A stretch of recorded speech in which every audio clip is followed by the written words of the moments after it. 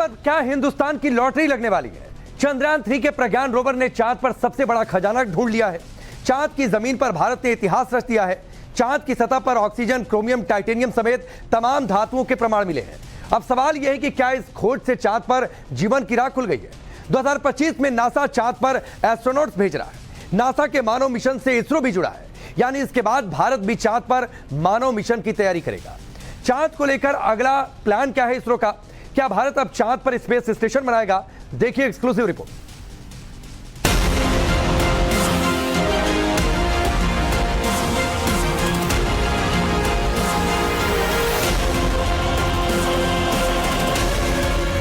Chandrayaan mission के जरिए भारत का मकसद 4 अहम लक्ष्यों को हासिल करना है। पहला चैलेंज था ऐसा यान बनाना जो चांद पर लैंड कर सके। दूसरा चैलेंज चांद पर सॉफ्ट लैंडिंग कराना।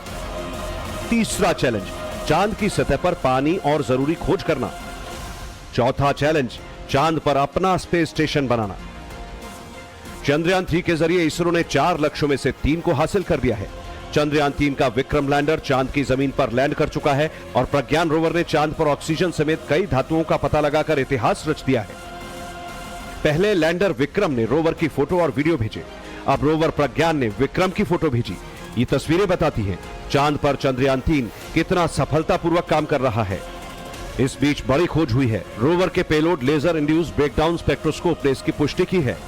इसरो के मुताबिक प्रज्ञान ने चंद्रमा की सतह पर aluminium, sulphur, calcium, iron, chromium, titanium, manganese, silicon और ऑक्सीजन की खोज की है। यानी चांद की सतह पर ये एलिमेंट्स मौजूद हैं। हालांकि हाइड्रोजन की तलाश अभी जारी है। ये इसरो के लिए बहुत बड़ी उपलब्धि है। रोवर में 2 इंस्ट्रूमेंट है। एक इंस्ट्रूमेंट चांद का सतह पर क्या क्या एलिमेंट्स है, पदार्थ है, उसको खोज करेगा। उस खोज में ये तैयार किया है, उधर सल्फर है, एल्यूमिनियम है, ऑक्सीजन है, आयन है। बट ये गलत नहीं समझना है, ऑक्सीजन ऑक्सीजन के रूप में। फॉर एग्जांपल वो हो सकता है आयन के साथ जोड़ के आयन ऑक्साइड हो सकता है, नहीं तो सल्फर डाइऑक्साइड हो सकता है।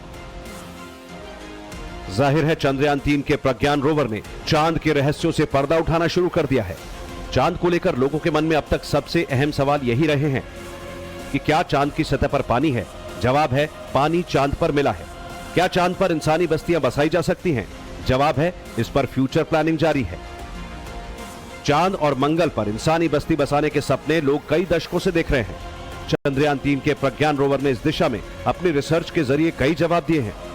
चांद पर ऑक्सीजन समेत तमाम धातुएं मौजूद हैं, यानी भविष्य में चांद पर जीवन की संभावना है। भारत का अगला टारगेट चांद पर मानव मिशन है। 2025 में नासा चांद पर एस्ट्रोनॉट्स भेज रहा है। इस मिशन से इसरो भी जुड़ा है। भविष्य में भारत का प्लान चांद पर एस्ट्रोनॉट्स भेजने और स्पेस स्टेशन बनाने का भी है। फिलहाल लोगों के मन में सवाल यह है कि चांद पर एल्यूमिनियम, सल्फर, कैल्शियम, आयरन और टाइटेनियम जैसी जो धातुएं मिली, ये कितनी अहम हैं? भारत के लिए कितनी बड़ी कामयाबी है? इस खोज से भविष्य में क्या क्या होगा? ब्रह्मांड के तमाम ग्रहों और उपग्रहों पर भी यही धातुएं मौजूद हो सकती हैं, लेकिन चांद पर तमाम धातुओं का पता लगाना भारत के लिए बड़ी कामयाबी है, क्योंकि चांद पर ऑक्सीजन समेत तमाम धातुओं का मिलना ये बताता है कि यहाँ जीवन की प्रबल संभावना है। मतलब ये कि चांद की सतह भी पृथ्वी की सतह की ही तरह है। अब सवाल ये है कि क्या प्रज्ञान रोवर की इस खोज के जरिए भारत ने चांद पर इंसानी बस्ती की दिशा में पहला कदम रख दिया है? क्या अब इंडिया का मून प्लान 100% एक्टिव होगा? क्या भारत अब चांद पर स्पेस स्टेशन बनाने की दिशा में आगे बढ़ेगा? चंद्रयान 3 के जरिए भारत ने चांद पर अपना झंडा गाड़ दिया है। जिस पॉइंट पर चंद्रयान का प्रज्ञान रोवर उतरा, उसका नाम पीएम मोदी ने शिव शक्ति पॉइंट रखा। रोवर ने चांद की सतह पर जो खोज की, उसके जरिए भारत अपने मून मिशन को और ऊंचाई पर ले जाएगा। इससे स्पेस रिसर्च में बहुत ज्यादा मदद मिलेगी। ये देख लो, 1960s-70s में चांद के लैंडिंग करने के लिए अमेरिका कोशिश किया, सोवियत यूनियन कोशिश किया, वो किया, ठीक है। लास्ट 1976 में लूना 24 चांद में लैंड होके कुछ उधर से मिट्टी वगैरह को लेके आया। उसके बाद कोई भी चांद के पास नहीं गया। लास्ट 5 इयर्स में 7 अटेम्प्ट हुआ है चांद में लैंड होने के लिए। उसमें सिर्फ 3 सक्सेस है, 2 चाइना का, 1 हमारा। चांद पर जो धातुएं मिली हैं उनका इस्तेमाल कहां कहां होता है, आइए इसके बारे में भी जान लीजिए। सबसे पहले आपको बताते हैं टाइटेनियम के बारे में, जिसका इस्तेमाल युद्धपोत बनाने में होता है। टाइटेनियम का उत्पादन अमेरिका, रूस, चीन और जापान में ही होता रहा है, लेकिन अब भारत में भी इसका उत्पादन शुरू हो गया है। डीआरडीओ की लैब ने टाइटेनियम के उत्पादन की तकनीक विकसित की है। टाइटेनियम का इस्तेमाल लड़ाकू विमान, मिसाइल, युद्धपोत, अंतरिक्ष यान और परमाणु रिएक्टर बनाने में होता है। पहले भारत रूस से टाइटेनियम इंपोर्ट करता रहा। दुनिया में टाइटेनियम के अयस्क का तीसरा सबसे बड़ा भंडार भारत में है, लेकिन इससे पहले स्टील की तरह शीट बनाने की तकनीक हमारे पास नहीं थी। चांद की सतह पर सिलिकॉन भी मिला, जिसका इस्तेमाल साबुन, शीशे और कंप्यूटर चिप्स बनाने में होता है। इसी तरह क्रोमियम और मैंगनीज का इस्तेमाल स्टील के निर्माण में होता है। अब लोगों के मन में सवाल यह है कि चांद पर इन धातुओं के मिलने से क्या फायदा होगा। जाहिर है चांद से इन धातुओं के इंपोर्ट करने का सपना दूर की कौड़ी है, लेकिन असंभव कुछ भी नहीं। स्पेस साइंस बहुत तेजी से आगे बढ़ता जा रहा है। जिस तरह की रिसर्च नासा समेत दुनिया के तमाम देशों में हो रही है, उसे देखते हुए कह सकते हैं कि वो दिन दूर नहीं जब लोग चांद की यात्रा पर जाएंगे, जैसे आजकल लोग स्पेस टूर पर जाते हैं। चांद पर ऑक्सीजन, पानी और तमाम धातुओं के मिलने के बाद वहां जीवन की संभावनाएं तलाशी जाएंगी। चंद्रयान 3 की खोज यहीं खत्म नहीं हुई, अभी तो ये शुरुआत है। प्रज्ञान रोवर ने चांद पर तापमान और क्रेटर के बारे में पता लगाया है। इसरो ने इससे जुड़ा ग्राफ भी जारी किया। चांद पर तापमान -10 डिग्री से 70 डिग्री सेल्सियस तक हो सकता है। ऑलरेडी हमको रिमोट सेंसिंग में चांद का सतह के बारे में कुछ ये है, बट कितना दूर हम वो रिमोट सेंसिंग डेटा को विश्वास कर सकता है, उसके लिए आपको ग्राउंड ट्रूथिंग चाहिए। ये रोवर ने नीचे उतर के एक जहां में खोजेगा ना, वो हमको विश्वास देगा रिमोट सेंसिंग को। चांद की सतह पर मौजूद तमाम जानकारियां इकट्ठा करने के लिए रोवर चहलकदमी कर रहा है। इसी बीच रोवर के सामने एक क्रेटर आ गया। ये क्रेटर रोवर से 3 मीटर की दूरी पर था। इसके बाद उसकी दिशा बदली गई थी। चांद के साउथ पोल पर ऐसे तमाम क्रेटर मौजूद हैं। फिलहाल रोवर चांद पर हाइड्रोजन की तलाश कर रहा है। अभी प्रज्ञान रोवर के पास रिसर्च के लिए कई दिनों का वक्त है। 5-6 सितंबर तक रोवर चांद की तमाम चीजों का पता लगाएगा। इसके बाद चांद पर अंधेरा हो जाएगा और सौर ऊर्जा से चल रहा रोवर काम नहीं करेगा। अगर चांद पर फिर से सूरज निकलने तक रोवर सुरक्षित रहा तो वो फिर से अपना काम शुरू कर देगा। यानी संभावनाओं के हजारों द्वार खुले हुए हैं, चांद पर जीवन के भी और इसरो की रिसर्च के भी। ब्यूरो रिपोर्ट, टाइम्स नाउ नव भारत।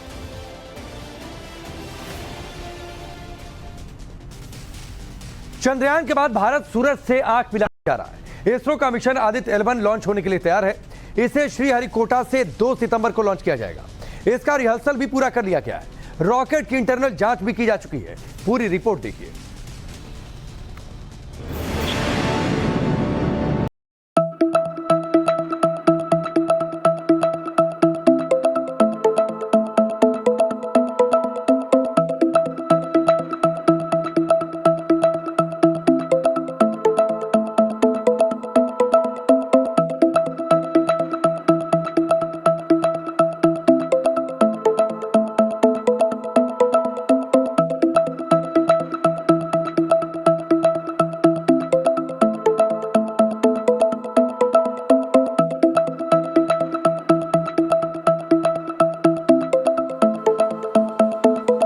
सितंबर को सुबह 11:50 पर श्रीहरिकोटा स्पेस सेंटर से लॉन्च किया जाएगा।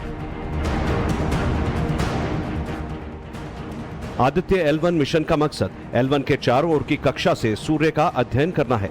यह अंतरिक्ष यान अपने साथ प्रकाश मंडल, क्रोमोस्फीयर और सूर्य की सबसे बाहरी परतों कोरोना का निरीक्षण करने के लिए 7 पेलोड ले जाएगा। PSLV रॉकेट के जरिए इसे लॉन्च किया जाएगा। आदित्य L1 के मामले में इसरो की जो है C-57 फ्लाइट है PSLV रॉकेट की, और इसके ऊपर जो है ये पहले तो आदित्य L1 को अर्थ बाउंड ऑर्बिट में डाला जाना है, और बिल्कुल ये सीक्वेंस लगभग वैसी ही है जैसे कि आपने चंद्रयान 3 के मामले में देखी थी कि किस तरह से ऑर्बिट को बूस्ट करते हुए इसको आखिर में ल्यूनर ट्रांजिट ट्रैजेक्टरी में डाला गया था। वही बात इस बार भी होने वाली है। आदित्य L1 को सौर कोरोना का रिमोट ऑब्जर्वेशन और L1 यानी सूर्य पृथ्वी लैग्रेंजियन बिंदु पर सौर हवा के C2 ऑब्जर्वेशन के लिए डिजाइन किया गया है, जो पृथ्वी से करीब 15 लाख किलोमीटर दूर है। पृथ्वी और चांद के बीच भी ये लैग्रेंजियन पॉइंट होते हैं, जिनमें स्थापित सैटेलाइट पृथ्वी या चांद दोनों की ही तरफ आकर्षित नहीं होते। जब चीन ने चांगई 4 मिशन लॉन्च किया था तब उसका रिले सैटेलाइट L2 में स्थापित हुआ था। आदित्य L1 मिशन अंतरिक्ष में मौजूद भारत की पहली ऑब्जर्वेटरी बनेगा। L1 बिंदु में ही रहने पर कोई भी उपग्रह ना तो सूर्य की ओर खींचता है ना ही पृथ्वी की ओर। So the L1 point is at 1.5 million kilometers away. So it will take about 100 to 120 days to reach the point.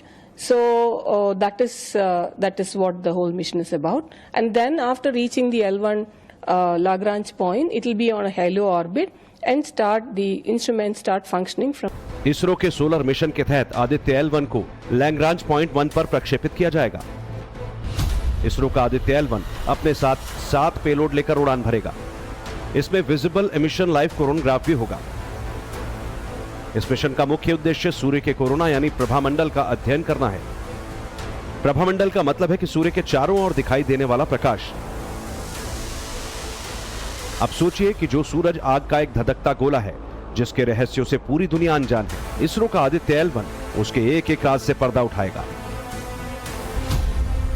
आपको बता दें कि पृथ्वी से सूर्य की दूरी करीब 1 करोड़ 60 लाख किलोमीटर है, जबकि पृथ्वी से L1 पॉइंट की दूरी करीब 15 लाख किलोमीटर है।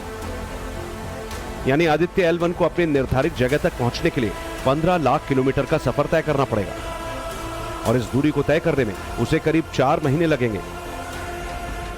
आदित्य L1 को स्थापित करना है, वो 15 लाख किलोमीटर दूरी है और वहाँ पर उसको स्थापित करने से इक्लिप्स का कोई फर्क नहीं पड़ेगा। अदरवाइज और कोई डिस्टेंस होती तो उसमें जो कि पृथ्वी और चंद्रमा के बीच में पड़ती तो उसमें इक्लिप्स का फर्क पड़ जाता था। और